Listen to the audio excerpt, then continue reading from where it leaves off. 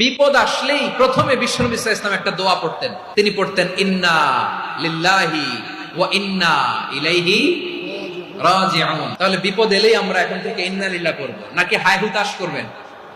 একদল আছে হায় হুতাশ করে, হায় আল্লাহ রে মোর কি হইল রে, মুই কি হরমু রে, মুই কমবে যামু রে, এরকম বিলাপ করতে নিষেধ করেছেন বিশ্বনবী।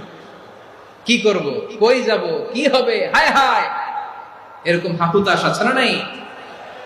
বিশ্বাসীরা হাহুতাশ করে না, তারা ইন্না লিল্লাহ পড়ে।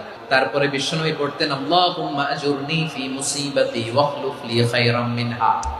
একসাথে প্রথমে পড়তেন ইন্না লিল্লাহি ওয়া ইন্না ইলাইহি রাজিউন, তারপর পড়তেন আল্লাহুম্মা আজুরনি ফি মুসিবাতি ওয়াখলুফ লি খায়রাম মিনহা, মানে আল্লাহ এই যে আমি বিপদে ধৈর্য ধারণ করলাম এটার সব তুমি আমারে দাও, আর যেটা হারালাম এর চেয়ে ভালো কিছু দিয়ে মেকআপ করে দিও, ভালো কিছু দিয়ে বদল করে দিও। সুবহানাল্লাহ পড়েন।